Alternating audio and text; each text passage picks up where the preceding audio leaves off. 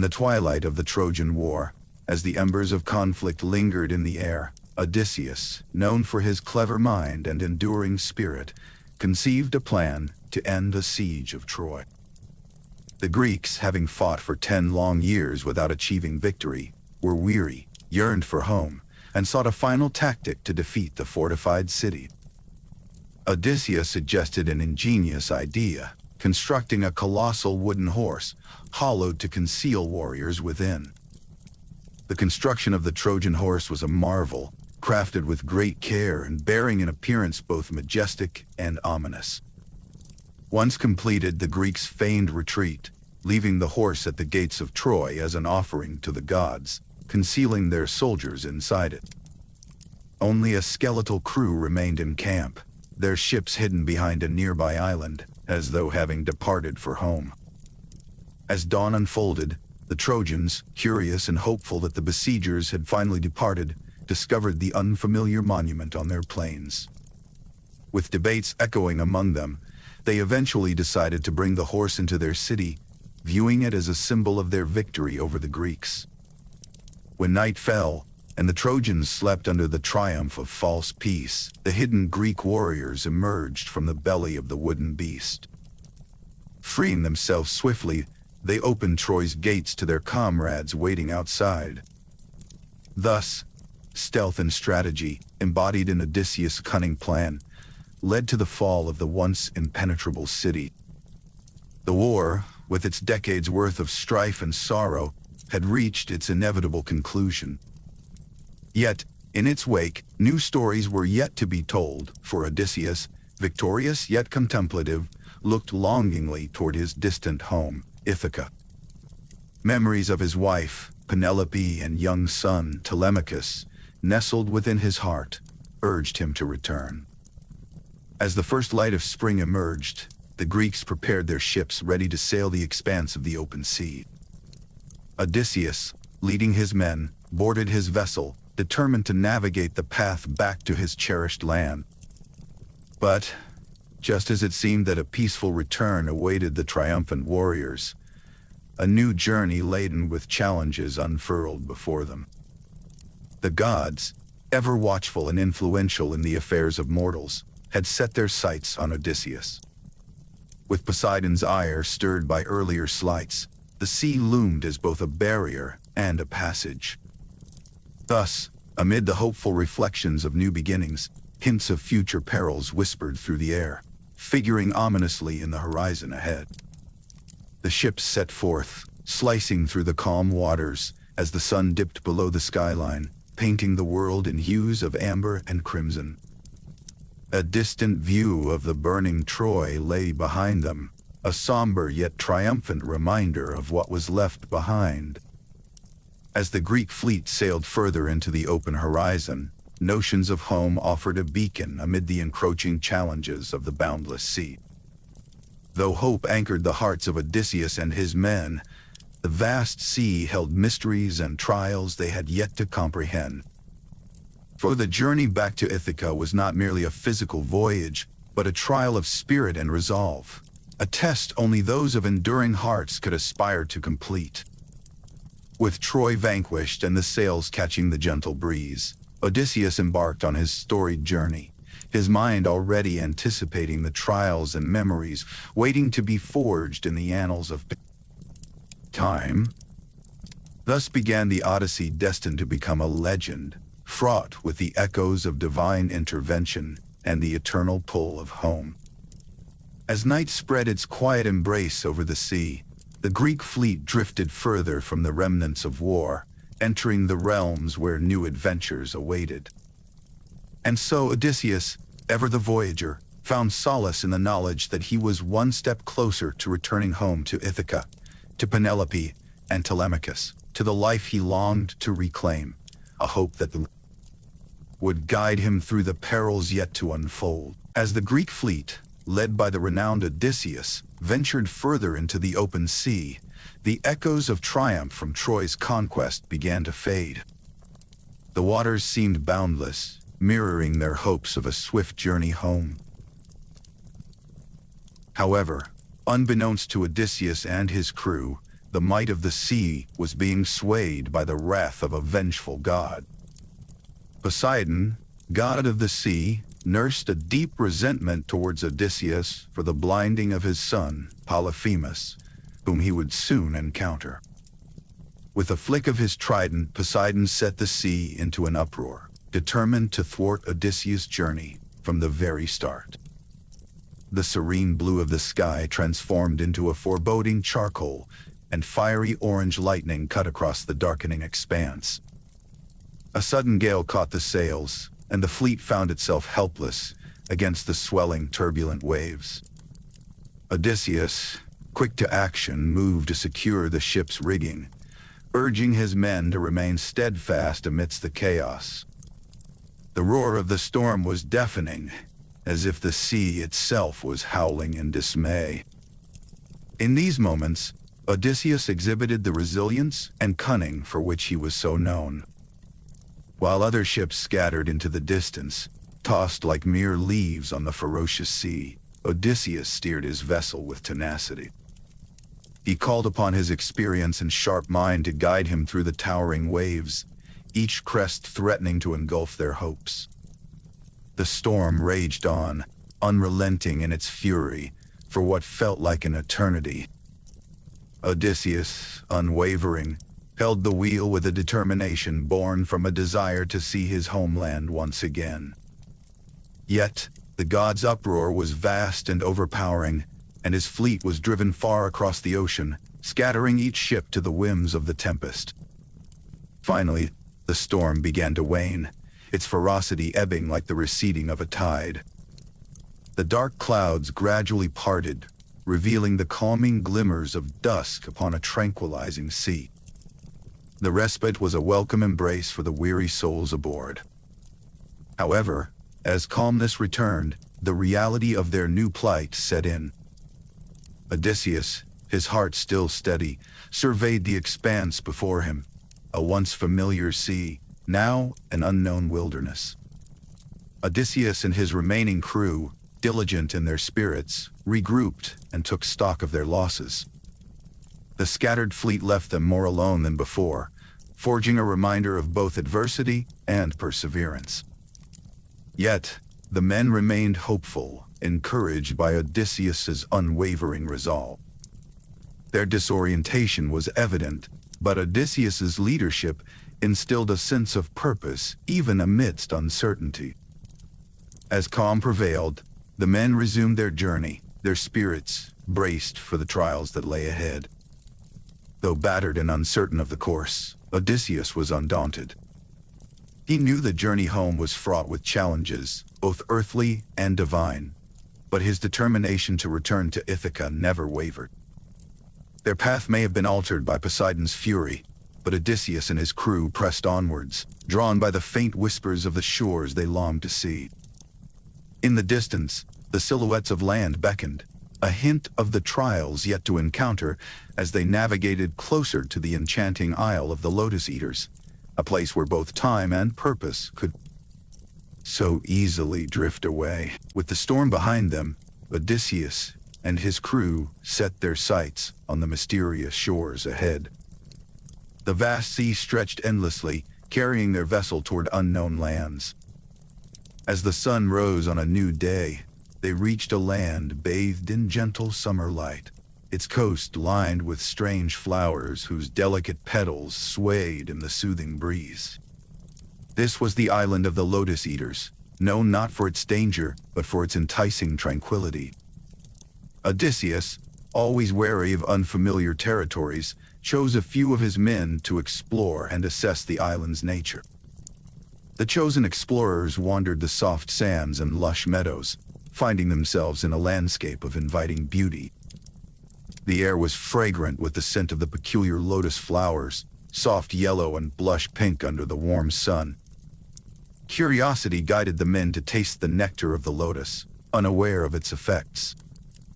The lotus, though seemingly harmless, possessed a beguiling enchantment. Once ingested, it washed away the memories of home and erased the desire to leave, casting an indolent spell upon its eaters. The explorers soon found themselves lulled into a sleepy forgetfulness, a blissful detachment that made them yearn to stay on the island forever, free from the burdens of their voyage. Odysseus, noticing the absence of his men and suspecting the cause, ventured inland to retrieve them. There, he found his crew companions languid and content, their eyes clouded by a dreamy haze. The stark change in demeanor was a testament to the Lotus's power, a gentle warning of complacency that could thwart their journey home if left unchecked. With determination, Odysseus confronted the enchantment's pull and urged his men to abandon the island's soothing embrace. He understood the challenges of their return voyage, the sheer effort needed to continue, and the importance of staying true to their purpose despite the allure of an easy escape. Resolute in his mission, Odysseus reminded his crew of their goals and the loved ones awaiting them in Ithaca. Despite resistance, Odysseus began the arduous task of dragging his men back to the ship, steadfast against the island's seductive charm. Though they protested and hesitated, a spark of recollection and duty stirred within them under Odysseus' guidance. The promise of home and the bond of camaraderie broke the Lotus's hold, slowly returning their resolve. Once all were aboard, Odysseus ensured no blossoming flower remained to tempt them further. As the gentle waves bid farewell to the entrancing island, the men cast one last longing look back at its fading shores. But the fog of forgetfulness now behind them, they sailed forth with clearer minds, leaving the island of the Lotus-Eaters to its tranquil slumber. The ship's prow cut through the water, carrying them toward their next trial, each man a little wiser and more mindful of the path he must tread. Together, they shared stories of their experience, solidifying their unity against the temptations of the world. And so, the journey continued, with Odysseus at the helm, resolute against distraction and steadfast in his purpose. The trials would come and go, each one shaping their tale, a gentle reminder that the path to Ithaca lay not solely in their skill but in their heart's unwavering call toward home. As they left the enchanting island behind, the men turned their eyes forward, hopeful for the adventure that awaited in the wide, open sea. Having narrowly escaped the alluring enchantment of the Lotus-Eaters, Odysseus and his steadfast crew rowed their vessel across the uncharted and mysterious stretches of the sea, ever guided by the stars above. The promise of new adventures lay ahead, a reminder of the resilient spirit necessary for their journey home. Soon the men sighted land, a verdant isle seemingly untouched by time, promising refuge and resources to renew their depleted stocks. Expectation buoyed Odysseus and his weary sailors as they anchored their ship. After landing, the men ventured inland, curiosity driving their steps through the island's thick foliage and toward a prominent cavern lying half buried among the rocks. Cautiously approaching, Odysseus and his company entered its dim recesses. The light was scant inside, the flicker of a distant fire revealing a vast dwelling. The cave was home to Polyphemus, the Cyclops, a giant of fearsome stature and singular eye. The men, unaware of the danger, harbored hopes of hospitality, as was the custom among the Greeks when visiting unknown lands. Instead, they found themselves ensnared as Polyphemus returned, sealing the cave with a mammoth stone and trapping them within. Odysseus, ever resourceful, recognized that brute force would not avail them against such a formidable being. His thoughts turned clever. He concocted a plan reliant upon guile and strategy. He offered the Cyclops a potent wine, its rich and robust flavor, unfamiliar to Polyphemus. Enthralled by its taste, the Cyclops drank deeply, soon succumbing to intoxication. When Polyphemus inquired of Odysseus' name, the crafty commander responded, "My name is Nobody." Thus, in his inebriation, the Cyclops fell into a deep slumber, lulled by the wine's dull embrace. Odysseus seized the opportune moment, directing his men to ready their escape. Grasping a sharpened wooden stake, Odysseus and his companions carefully drove it into Polyphemus' single eye as he slept. Roaring with agony, the Cyclops thrashed about, blind and enraged, calling out to his brethren on the island.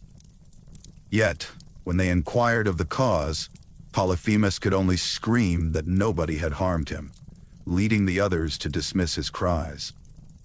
Odysseus knew that the giant's strength would not allow them to emerge unscathed, should they seek to lift the massive stone barrier. Instead, a stroke of tactical brilliance graced his thoughts. As dawn approached, Polyphemus prepared his herd of sheep to leave the cave, groping each animal to ensure none of his captive foes escaped with them. Ingeniously, Odysseus instructed his men to tether themselves beneath the sheep, allowing them to evade the Cyclops' grasp and escape into the fresh morning air. With stealthy grace, the men slid beneath the gigantic woolly creatures, slipping past the relentless vigil of the Cyclops. Once outside, they blithely sprinted for the safety of their ship, the thrill of their near-miraculous escape coursing through their veins. As they rowed back to the sea, Odysseus, filled with the triumph of their escape, called back a taunt to Polyphemus, revealing his true name in a moment of hubris. This provocation ignited Polyphemus's wrath anew, and he flung boulders toward the retreating vessel, his voice summoning dire curses upon Odysseus.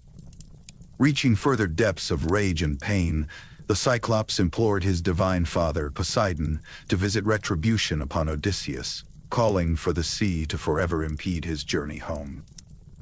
Thus the seeds of divine disfavor were sown, their ominous presence fated to shadow the sailor's restless Odyssey.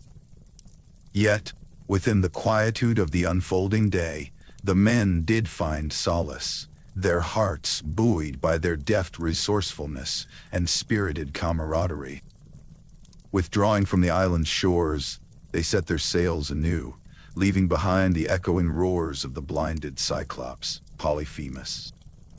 Calm spread across the waters, and as the horizon stretched wide before them, the sea whispered of further challenges and encounters yet to come.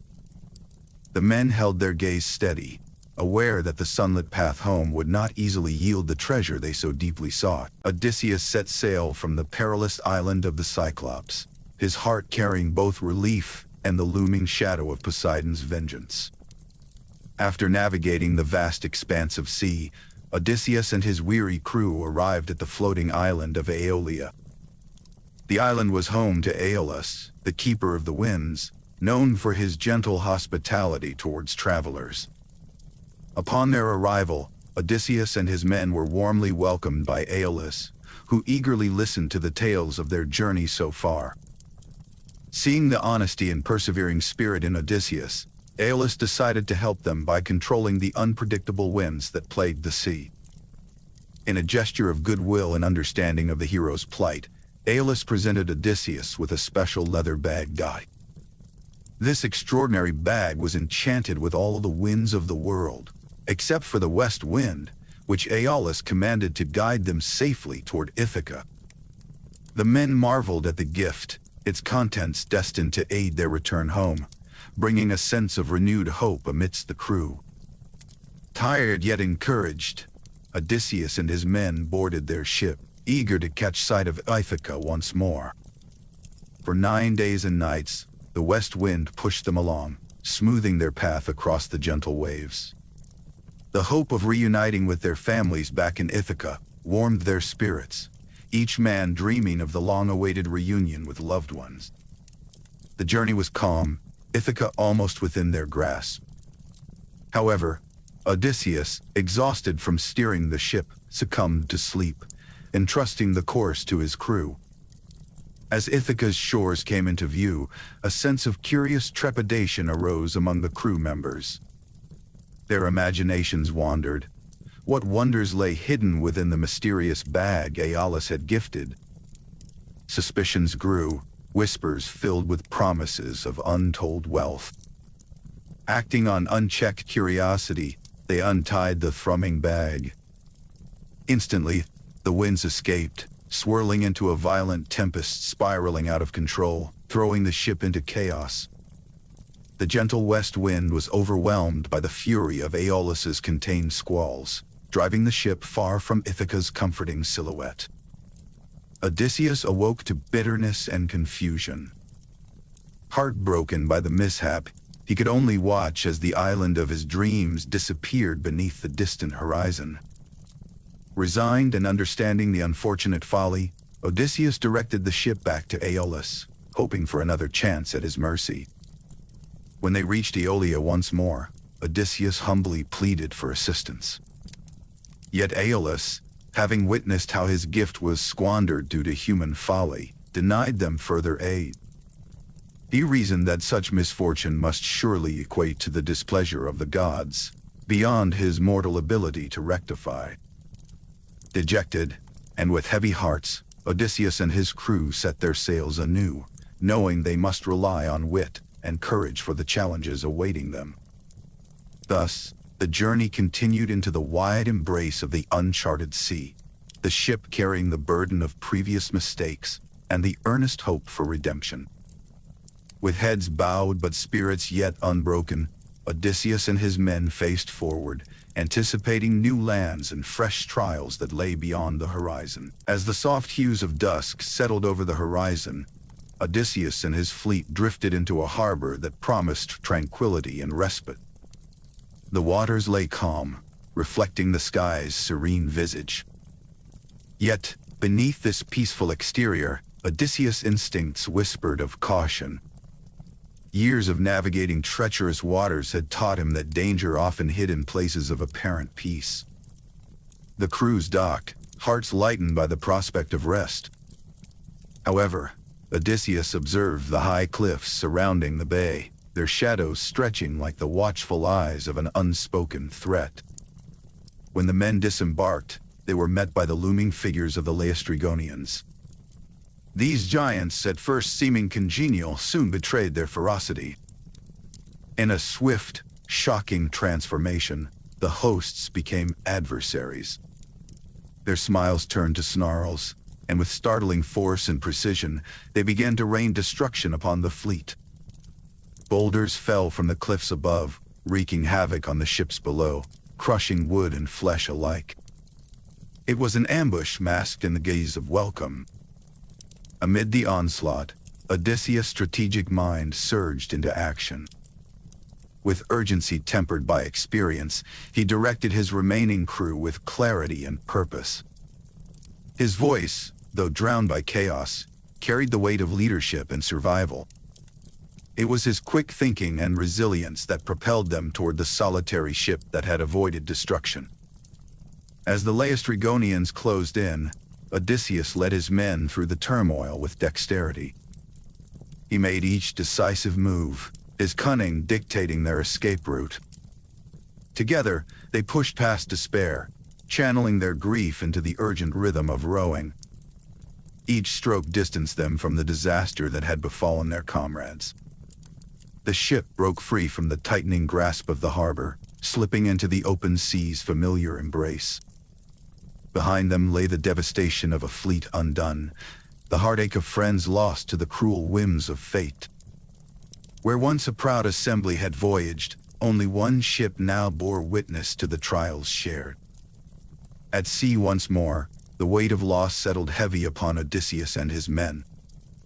Silence stretched around them, a tapestry of grief and resilience woven into the fabric of their journey.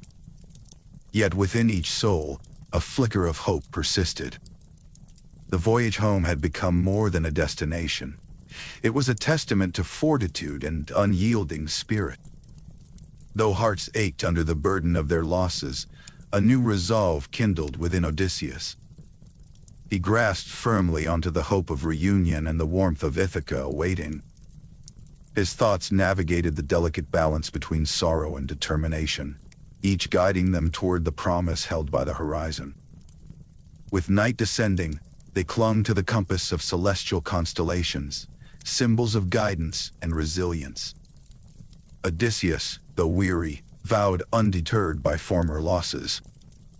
As they sailed onward, the stars' gentle glow renewed their spirits, guiding them to confront the challenges still uncharted across the endless sea. In the embrace of night, Odysseus' eyes remained steadfastly focused forward. The journey was theirs to complete, a journey defined by perseverance and the unyielding pursuit of home.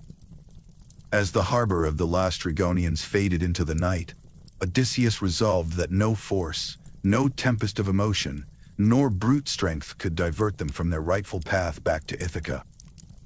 Calm persisted amidst the toil of loss, a serene undercurrent promising new encounters. The horizon, though daunting, invited them with a whisper of hope renewed each dawn. Thus, they continued, driven by the steady pulse of steadfast hearts, toward the fabled shores of their homeland. Odysseus and his weary crew found themselves navigating towards the mysterious island of Aeolus, home to the enchantress Circe. This island appeared to be inviting, its lush forests brimming with vibrant colors, echoing an otherworldly charm. The scent of unknown flowers filled the air, and the crew could almost feel the fatigue of their last encounter slowly lifting away. With hope of respite, Odysseus dispatched a group of his men to explore the island. As they ventured into the heart of the forest, they stumbled upon Circe's magnificent dwelling. Its allure was undeniable, and within it, Circe herself, her presence captivating and enigmatic. Welcoming the weary travelers, Circe offered them a sumptuous feast. Overcome by the enchantment of the moment, the men indulged freely, unwittingly falling into a charm so potent it transformed half the crew into swine. Warnings and portents lingered in the background of Odysseus' mind, yet it took the harrowing cries of his men in distress to spur him into action. As the remaining crew trembled in fear, the divine messenger Hermes appeared, bringing with him a protective herb known as moly. This small, innocuous plant promised immunity against Circe's magic, imbuing Odysseus with courage and resolve. Armed with this safeguard, Odysseus bravely approached Circe, defying the treacherous spell that had ensnared his comrades. Confronting the enchantress with the herb in unwavering determination, he unsettled her confidence with the power of his unyielding gaze and steadfast spirit. Surprisingly, Circe did not retaliate. Impressed by Odysseus' resistance, she sought peace, offering him a bond of trust and alliance. With newfound fellowship promising assistance beyond her magic, Circe restored Odysseus's men to their human forms. Joy swept through the weary warriors, mingling relief with the enchantment of the island, as they were reinvigorated by rest and recovery under Circe's now benevolent care. The crew, settled and renewed, parleyed with Circe as vast stretches of time passed quietly. It was within this sanctuary-like respite that they learned from Circe of the challenges yet to come and the necessity of heeding further divine guidance. Before departing, Circe counseled Odysseus to seek out the wisdom of the seer Tiresias in the Underworld. Strengthened by camaraderie and forewarned by prophecy, Odysseus readied himself for the dark shores of the realm below. Gathering his loyal crew, Odysseus bade farewell to Circe's island, its tranquil beauty forever marked in their memories. United once more, they set sail, hearts steeled for the trials ahead, and minds filled with the solemn purpose of their journey home.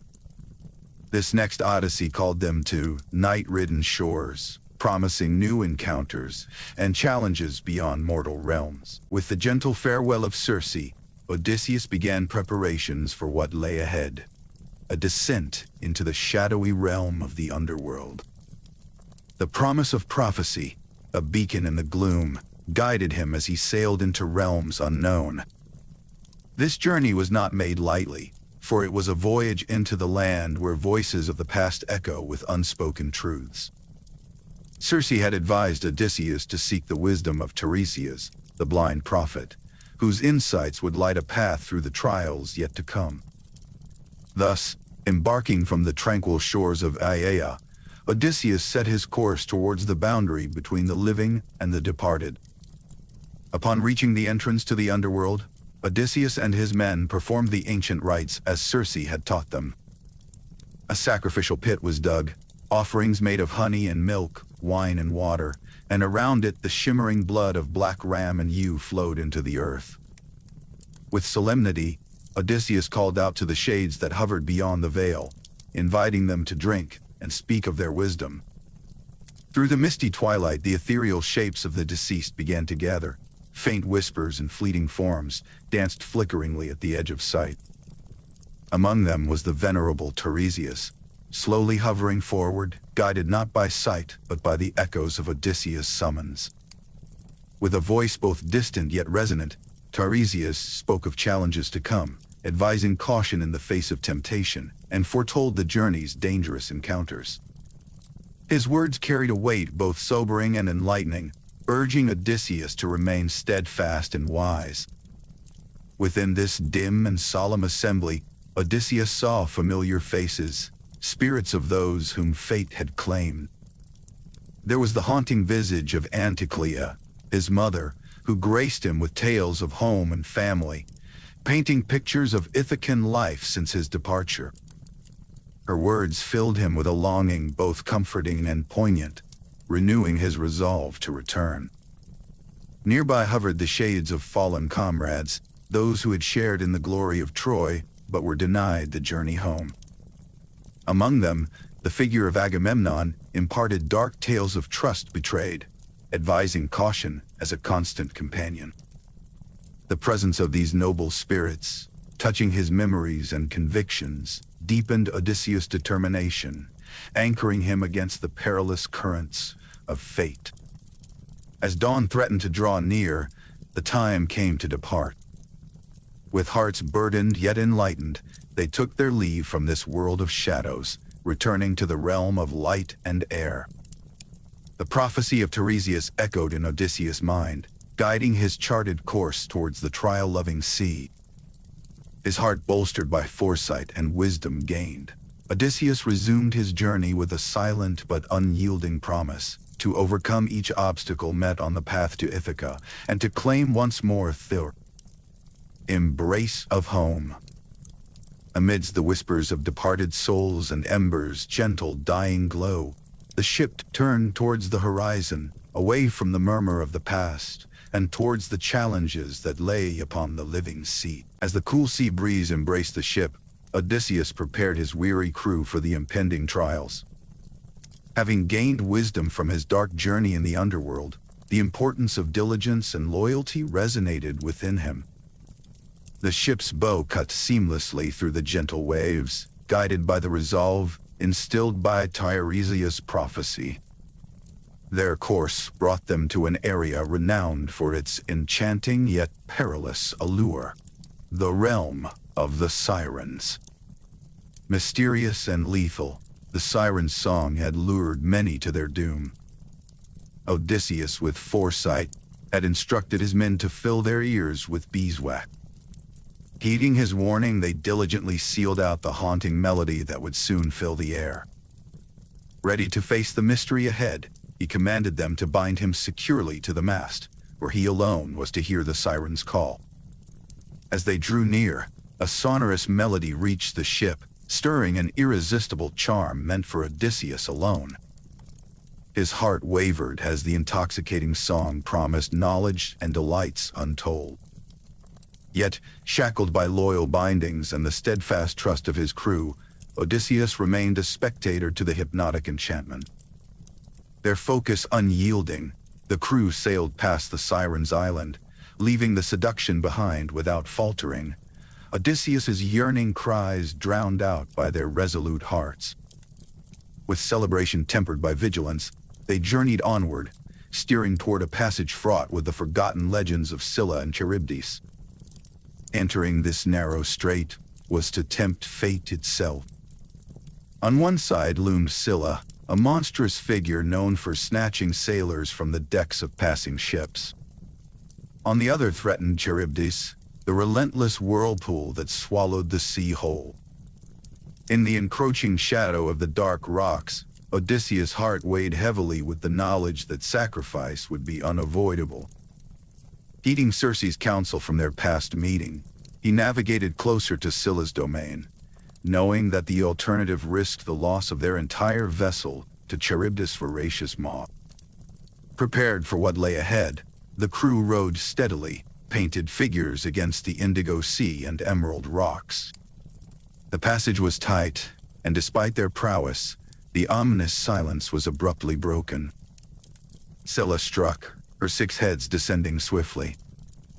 With swiftness beyond their ability to counteract, she seized 6 of Odysseus' men. Their cries faded quickly into the cacophony of churning seas, unheeded, save for a fleeting mourning in their comrades' eyes. Yet there was no time for despair, for in that precarious instant, the crew grasped the fragility of their triumph. With sails tightened and minds keen, they passed through the strait, leaving the threats of Scylla and Charybdis behind. Emerging to gentler waters, Odysseus and his men, though fewer, embraced the present calm with hearts tempered by loyalty and focus. The distant skies hinted at storms uncharted, yet hope lingered as Odysseus spurred his steadfast crew to continue their course toward destiny, a journey still unfolding with courage and endurance. As they sailed on, Odysseus pondered the trials still facing them, his determination rekindled by each close escape from ruin. Yet in that moment, with the echoes of the sirens fading and the perils balanced in passing, their collective resolve bore the silent promise of Ithaca. Odysseus had faced many trials and tribulations on his long journey home. After narrowly escaping the perils of Scylla and Charybdis, Odysseus and his weary crew found a moment of peace as the waters calmed. Their ship sailed steadily toward their long-sought haven, Ithaca, Odysseus' beloved homeland. As dawn broke, the familiar silhouette of Ithaca appeared on the horizon.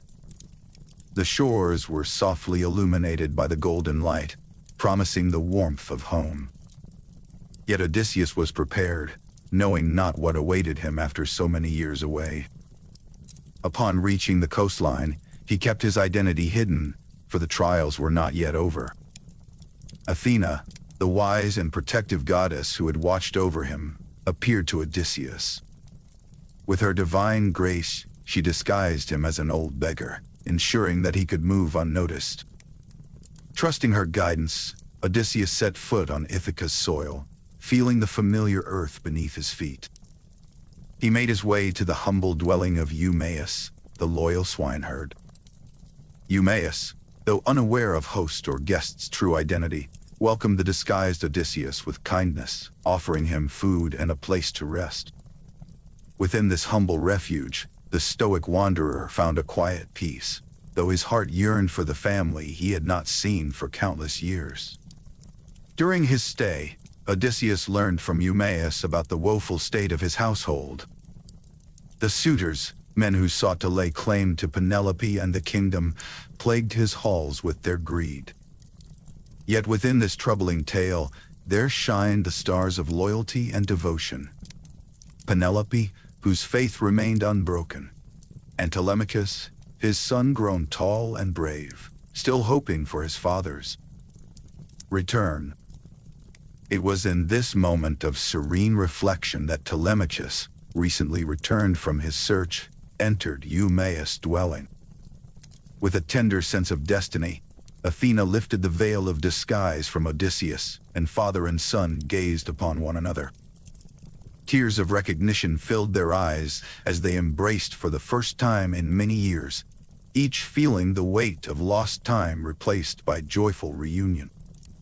As the two shared whispers of their trials and dreams, a plan formed to reclaim Odysseus' home and legacy. With cunning and courage, Odysseus devised a way to confront the suitors. When the moment was right, Odysseus, still in disguise, made his way to the palace. A hush fell over the room as he stood among the suitors, the keen archer who had once been Troy's hero now posing as a mere beggar. His eyes swept the room, assessing those who had lingered in his home uninvited. Penelope, hopeful and yet uncertain, decided to lay a test before her suitors. She declared that she would marry the man who could string Odysseus's great bow and shoot an arrow through a dozen axes. One by one the suitors tried and failed, each more inept than the last. At last, the disguised Odysseus took his stance. With a calm precision born from years of practice, he strung the mighty bow. The arrow flew true through all the axes with effortless grace. The gathered throng gasped, suspicions rising as Odysseus cast aside his disguise, standing revealed in his true form. Amidst the mixture of awe and fear, Odysseus, alongside Telemachus and few faithful servants, confronted the suitors. Without bloodshed, he reclaimed his home, his cunning and the support of his family proving more potent than the suitors' ill-gotten bravado. Order was restored to Ithaca, the suitors sent away, and peace reigned once more. At the heart of his kingdom, Odysseus sought out Penelope. Their reunion was woven in gentle whispers and soft tears, years of longing finally replaced by the comfort of each other's presence. As the sun rose over Ithaca, its golden rays marking a new day, Odysseus found solace in his journey's end, enfolded in the warmth of home and family. Thus, the long journey that had taken Odysseus across seas and through the trials of divine and mortal foes alike concluded with the most precious of victories, the peace of a family reunited and the gentle embrace of home.